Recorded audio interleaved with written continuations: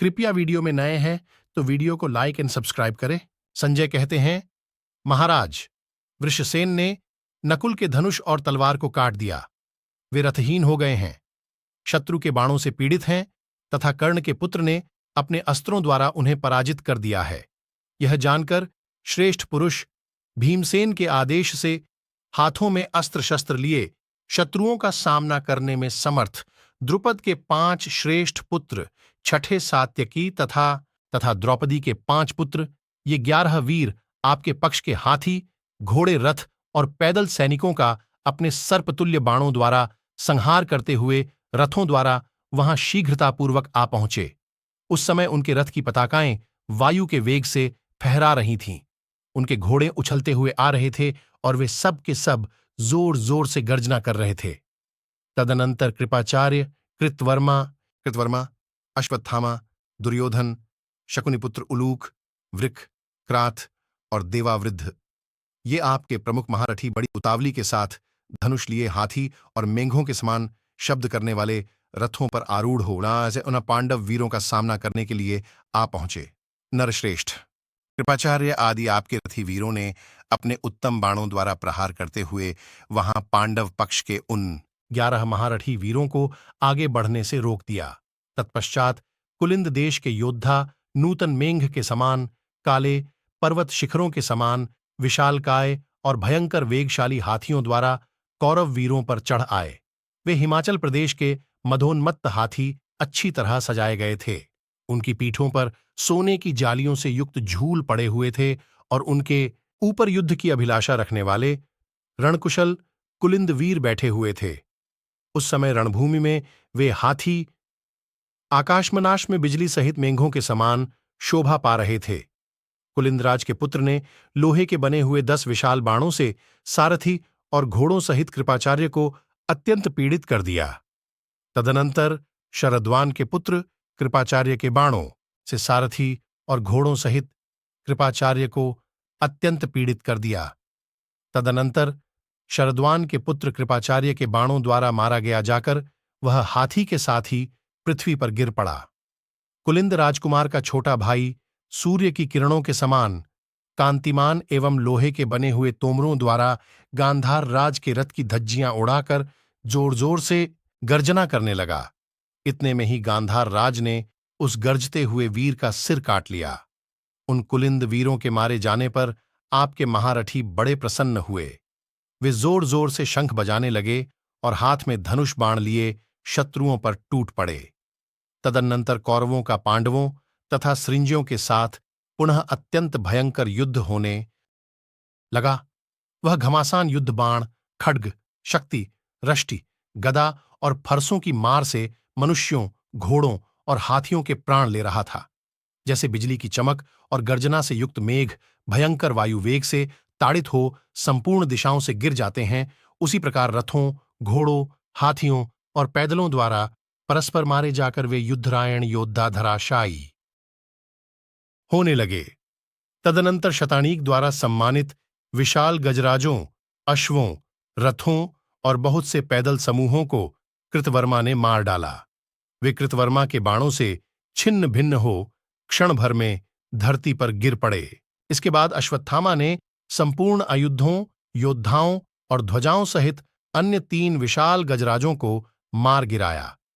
उसके द्वारा मारे गए वे विशाल गजराज वज्र के मारे हुए महान पर्वतों के समान प्राणशून्य होकर पृथ्वी पर गिर पड़े। कुलिंदराज के छोटे भाई से भी जो छोटा था, उसने श्रेष्ठ बाणों द्वारा आपके पुत्र की छाती में चोट पहुंचाई। तब आपके पुत्र ने अपने तीखे बाणों से उसके शरीर और हाथी दोनों को घायल कर दिया। जैसे वर्षा काल में इंद्र के वज्र से आहत हुआ गेरू का पर्वत लाल रंग का पानी बहाता है, इसी प्रकार वह गजराज अपने शरीर से सब ओर बहुत सा रक्त बहाता हुआ कुलिंद राजकुमार के साथ ही धराशायी हो गया।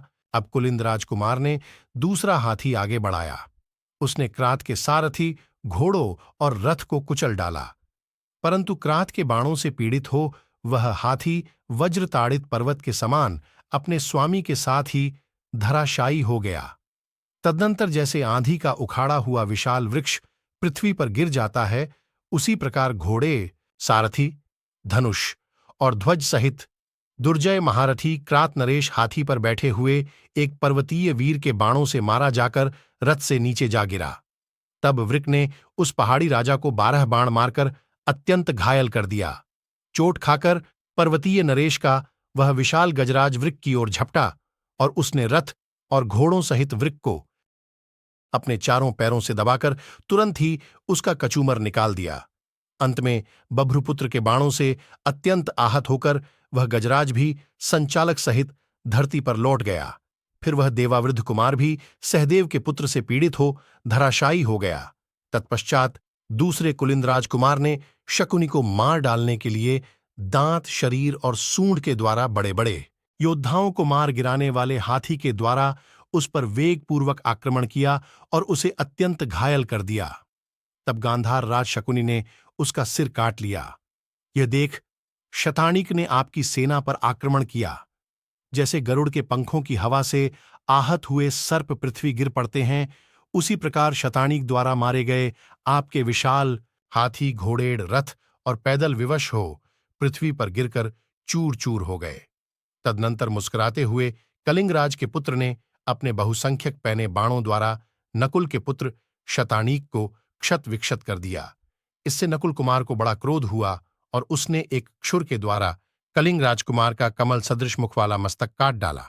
तत्पश्चात कर्णपुत्र वृषसेन ने लोहे के बने हुए 3 बाणों से शतानीक को घायल कर दिया। फिर उसने अर्जुन को 3, भीमसेन को 3, नकुल को 7 और श्रीकृष्ण को 12 बाणों से बींध डाला। अलौकिक पराक्रम करने वाले वृषसेन के इस कर्म को देखकर समस्त कौरव हर्ष में भर गए और उसकी भूरी भूरी प्रशंसा करने लगे।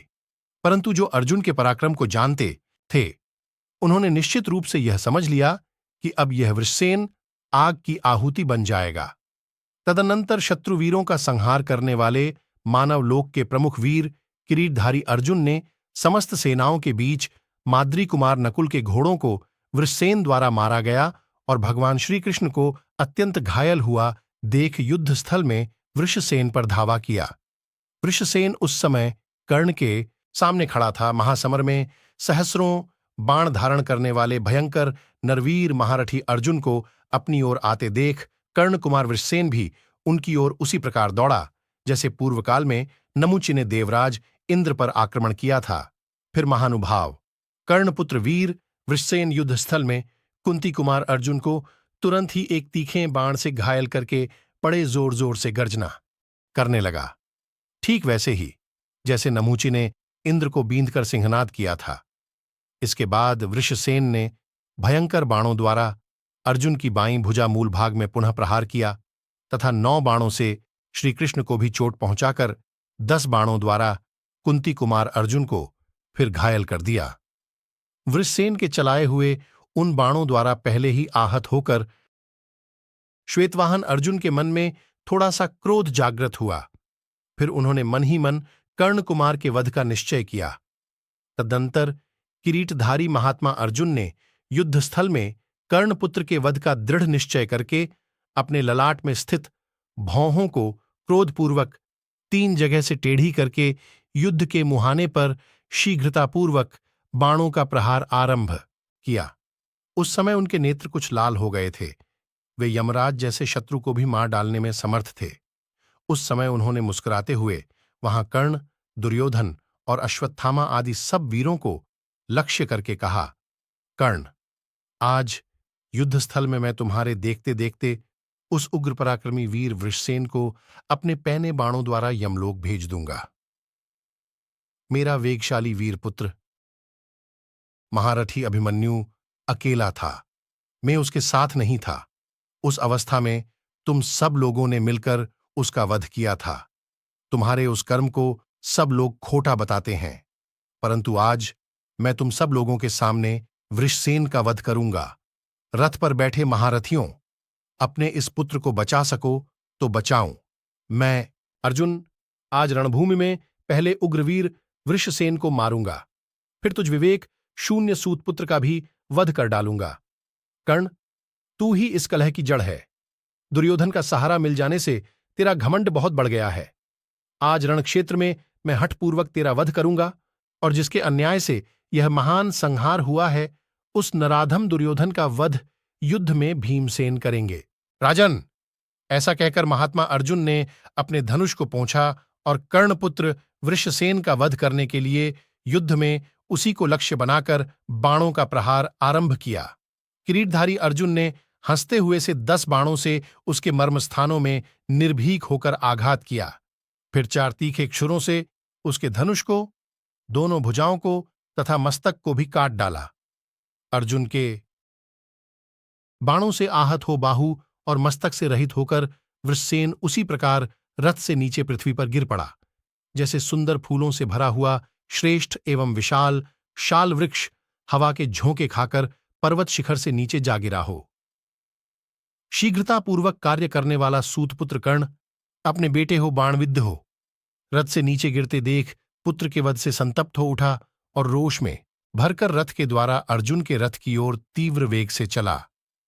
अपने पुत्र को अपनी आंखों के सामने ही युद्ध में श्वेत वाहन अर्जुन द्वारा मारा गया देख महामनस्वी कर्ण को महान क्रोध हुआ तथा उसने श्रीकृष्ण और अर्जुन पर सहसा आक्रमण कर दिया।